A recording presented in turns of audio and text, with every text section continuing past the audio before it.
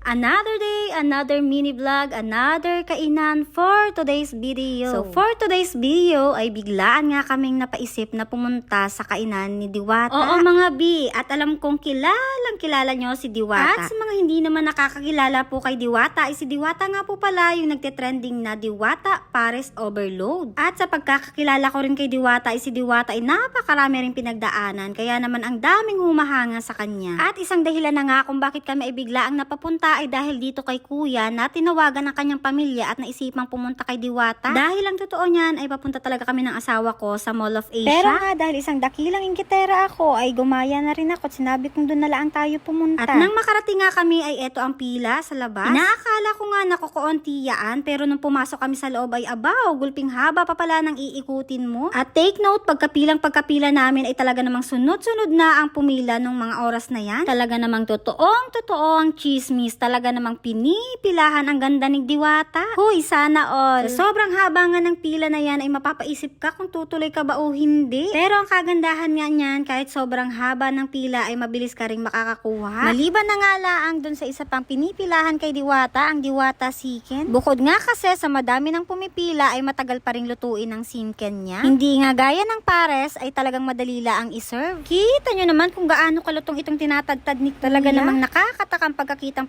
mo pala ang sa chicharong bulaklak ay baling kumurit ng isa. At naispatan ko nga din itong Diwata Coffee Shop. Yes, coffee shop ang tawag ni Diwata dyan. At pagkabayad mo nga, ibibigyan ka ng stub para makakuha ka ng free soft drink. Unlimited rice, unlimited soup, unlimited pero hindi unlimited soft drink. Syempre naman, dapat may limit din dahil sa halagang 100 pesos ay talaga namang sulit na sulit. Kung magpi-free soft drinks ka pa ay talaga namang lugi ka na. Kung iisipin mo nga ay talaga namang napakaliit lang din talaga ng kikitain dito ni Diwata. Dahil alam din naman natin na sa mahal ng bilihin ngayon ay talaga namang iisipin mo kung paano pa ba siya kikita doon sa ganong halaga na yun. Sa baboy at saka sa chicharong bulaklak at sa kanin pa lang ay paano ka nakikita dahil sobrang mahal na ng bilihin ngayon. Dito nga pala kung mapapansin nyo ay talaga namang sobrang daming vlogger ang makikita nyong nakakalat dito. Kaliwat kanan ay talaga namang may kapit na camera o cellphone. At eto na nga ang pinakahihintay ng lahat, ang Diwata Pares Overload. Ay talaga namang simula na makita ko ang video ni Diwata ay talaga namang takam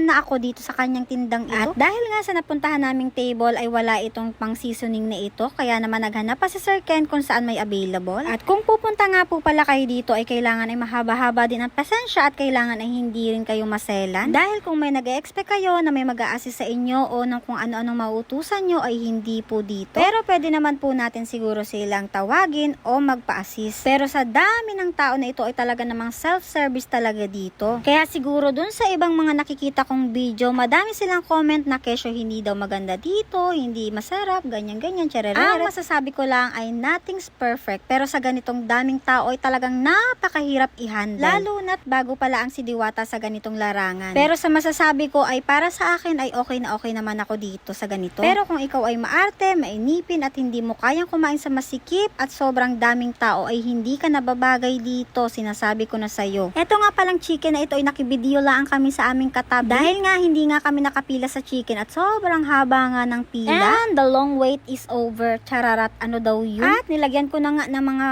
toppings, anong tawag ba dito? Kung ano mang tawag dito, basta nilagyan ko na itong aking pares at talaga namang nang matikman na talaga namang nakakatakaman din. Pero syempre, masarap din talaga paglalagyan natin ng bawang itong ating rice. O diba, talaga namang makikita mo takam na takam kasi sino baga namang hindi mapapapunta din. Ay kita nyo naman ho, talaga namang sa 100 pesos ay talaga namang mapapaputok bato kawari. Talaga naman ay dalagang ng daming laman. Ay siya, tama ng maraming daldal ay iri, sumubuo na talaga namang gulping sarap naman wari ay. Pero syempre, alam ko ang iniintay nyo kung ano ba talagang lasa at talaga ng ano ba naman talaga ang sikreto ni Diwata at bakit naman ito'y dinadayo talaga. Syempre, may honest review din tayo at syempre, sasabihin ko yan dito sa video na ito. Pero bago ang lahat, hayaan ko muna kayong matakam. O diba, talaga namang napakasarap tingnan. O diba? Lalo na kung ang kasama mo ay talagang napaka-yummy, charis. Yummy na mabait pa. Huy, sino ka dyan, Sir Ken? Ay kita mo namang gulping sarap ay gulping laki talaga ng subo ni Sir Ken sa mga oras na yaan. O nga.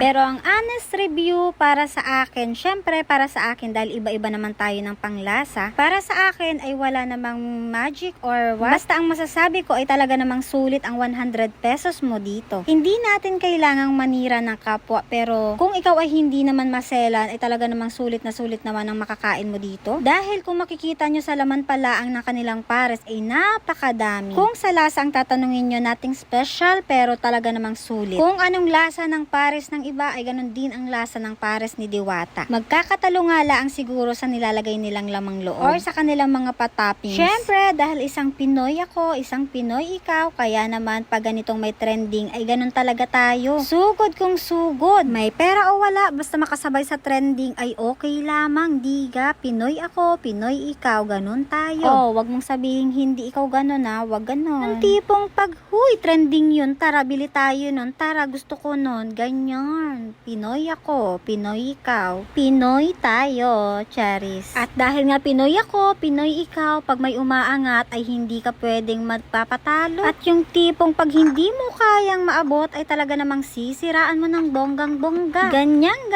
ang nararanasan ni Diwata. Kaya naman sa isang Diwata na reyna ng pares overload ay talaga namang saludo ako sa iyo. Sabi nga ng marami, sabi nga ng matatanda, ang punong hitik na hitik sa bunga ay talaga namang teka lang daw at nakalimutan ko kung ano yun, Charis. Eto nga ang kasabihan, ang punong hitik na hitik sa bunga ay pilit binabato. Yun ba yun? Pero dahil nga ang isang Diwata ng pares overload ay napakabuti ang loob, kaya naman binibless siya ng bonggang-bongga ni God. Kaya naman kitang-kita nyo, pagkalabas pala ang namin ay kitang daming-dami talaga ng nakapila. Sobrang haba talaga ng pila na yan mga bi, talaga namang hanggang dulo pa talaga. Sa kakabidyo ko nga kung gaano kahaba ang pila nitong kay Diwata na ito ay napansin ko nga itong isang pinagpipilahan. Nakita ko nga agad yung avocado na tinitimpla ni Kuya, kaya ako'y natakam agad dahil nga paborito ko ang avocado. Sabi ko nga ay tamang-tama ito dahil pinagpawisan nga ako doon kay Diwata pares overload, kaya naman ito ang aming tikman. Dito nga lang yan, pagkalabas mo ng Diwata pares overload. Tamang-tama nga yung sinabi ni Kuyang driver kanina nung kami ipapunta pala ang dito kay Diwata, na dahil nga daw kay Diwata ay ang daming nagtatrabaho, ang malaki na ang kita ngayon. Kung ang dating negosyo nila na napakatumal ay ngayon ay dinudumog at dinadagsaan na rin ang dahil nga kay Diwata. Kaya nga napakalaking tulong din ni Diwata sa kanilang negosyo.